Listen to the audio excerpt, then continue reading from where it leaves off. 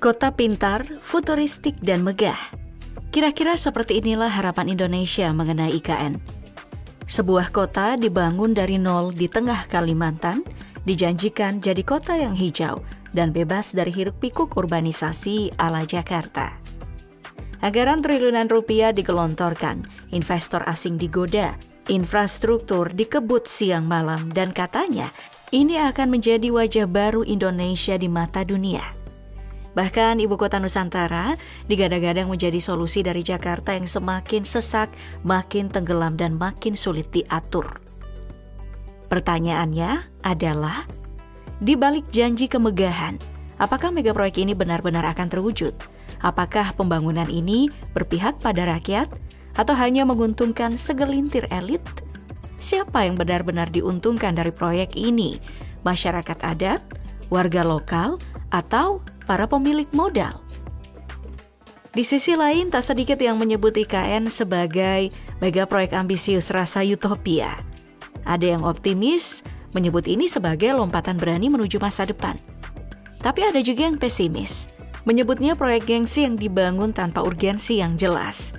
Bahkan ada yang mengkhawatirkan ini bisa jadi lubang resesi jangka panjang jika perencanaan dan pendanaan yang tak matang.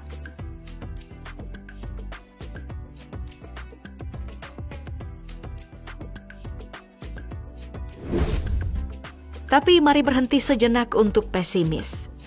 Salah satu kebanggaannya adalah fasilitas kesehatan di kawasan inti pusat pemerintahan KIPP. Saat ini sudah terdapat 3 rumah sakit yang beroperasi di dalam kawasan KIPP, yaitu Rumah Sakit Hermina, Rumah Sakit Mayapada, dan Rumah Sakit UPT Kementerian Kesehatan, dan telah siap melayani masyarakat dan aparatur sipil negara ASN yang akan segera pindah. Mega proyek selanjutnya adalah Istana Garuda yang berhasil menarik perhatian publik sejak 17 Agustus kemarin. Istana yang memiliki desain burung Garuda ini menghabiskan dana APBN sebesar 1,56 triliun rupiah. Sayangnya hingga saat ini, Istana Garuda belum diresmikan oleh Presiden Prabowo. Alih-alih punya penduduk tetap, perancangan kota pintar yang dilengkapi transportasi canggih seperti kereta tanpa rel telah digembar-gemborkan. Namun baru-baru ini, kereta tanpa rel ini telah dikembalikan ke Cina setelah selesai pada masa uji coba pada Oktober 2024 kemarin. Tak hanya alasan tersebut, Deputi Bidang Transformasi Hijau dan Digital Otorita IKN Muhammad Ali Berawi menjelaskan dari hasil penilaian hingga evaluasi ditemukan kereta tanpa rel ini ternyata belum bisa berfungsi dengan baik.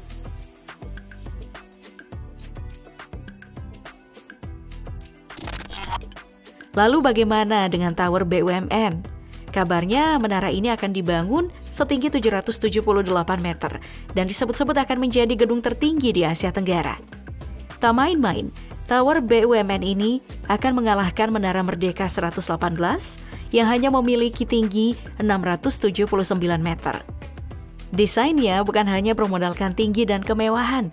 Menara ini diharapkan bisa menyaingi landmark terkenal lainnya di Asia Tenggara, seperti Petronas Twin Towers yang ada di Malaysia dan Marina Bay Sands di Singapura. Di sisi lain, proyek ambisius ini tidak hanya bertujuan untuk memperkuat citra Indonesia sebagai pusat modernisasi di kawasan, tetapi juga menjadi simbol kemajuan infrastruktur yang mencerminkan visi besar pemerintah dalam membangun IKN sebagai pusat pemerintahan dan ekonomi baru.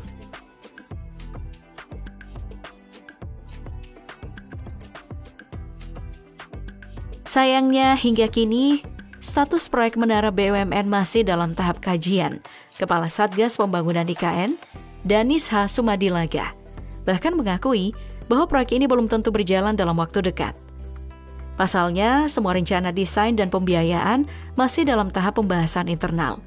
Padahal, pembangunan menara ini telah mencuat sejak tahun 2022 lalu.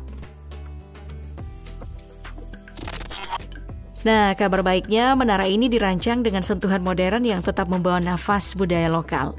Bukan cuma jadi perkantoran BUMN, gedung ini juga disiapkan buat jadi magnet wisata, tempat berkumpulnya para pebisnis kelas dunia, bahkan bisa jadi lokasi acara-acara kenegaraan yang bergengsi.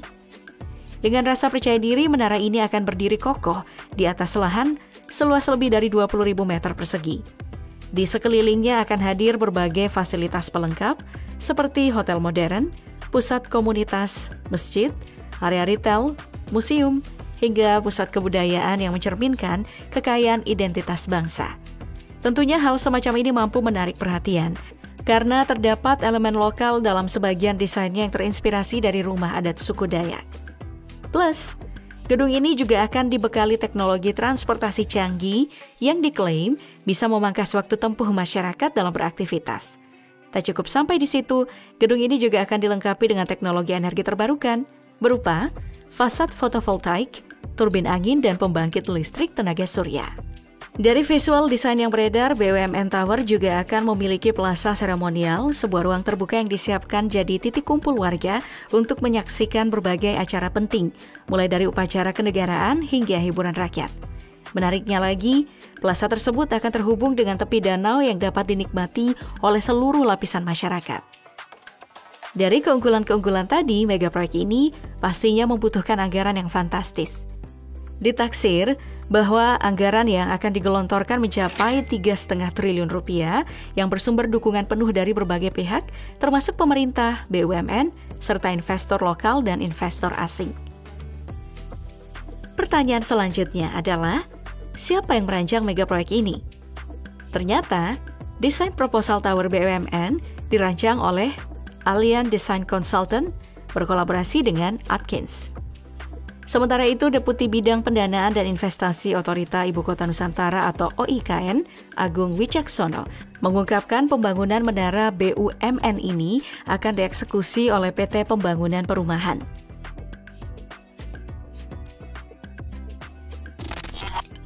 Kalau menoleh ke belakang, Tower BUMN di IKN bukan kali pertama pemerintah berambisi membangun simbol kejayaan lewat gedung megah.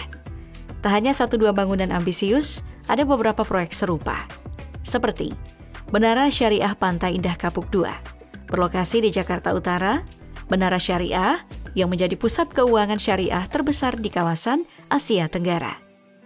Proyek ini didanai oleh swasta, tapi digadang-gadang akan menjadi ikon baru dan kebanggaan Indonesia sebagai pusat keuangan Islam terbesar di Asia Tenggara. Hebatnya, menara ini siap menampung sekitar 70 bank syariah nasional, lebih dari 300 lembaga keuangan di bawah pengawasan Otoritas Jasa Keuangan OJK, serta partisipasi bank-bank syariah internasional. Menara syariah ini dibangun di atas lahan seluas 23,5 hektar dan memiliki Masjid Al-Khairiyah yang mampu menampung kapasitas hingga 1.200 jamaah. Lalu di Jakarta, tepatnya di Medan Merdeka Selatan, ada gedung lama Kementerian BUMN. Dari luar, bangunannya memang tidak menjulang seperti pencakar langit modern, tapi dari dalam, ia jadi pusat pengambilan keputusan penting berbagai perusahaan milik negara yang menggerakkan roda ekonomi nasional.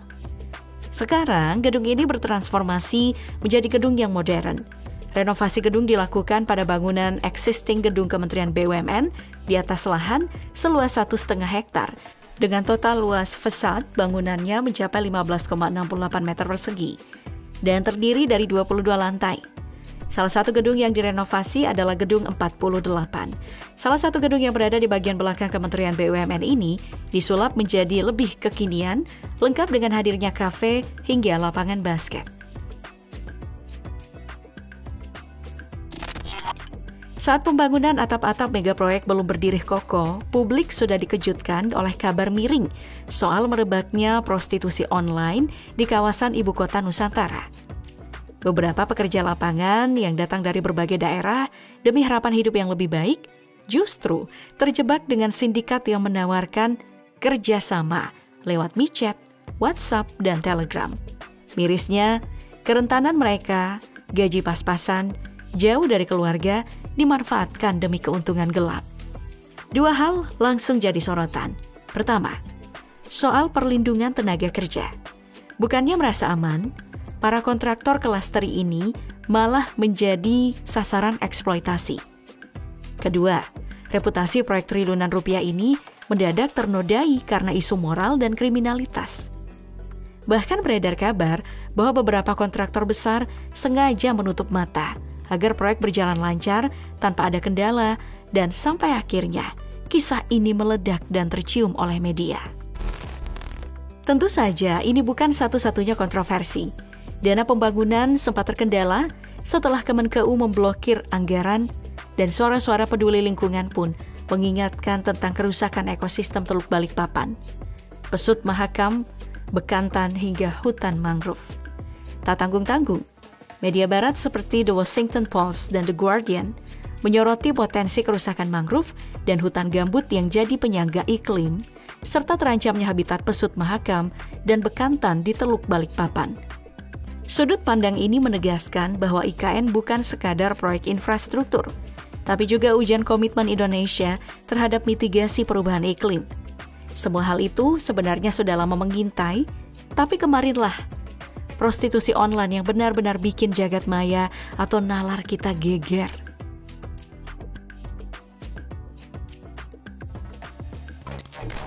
Intinya, membangun ibu kota baru bukan hanya soal beton, soal jalan, dan gedung yang megah.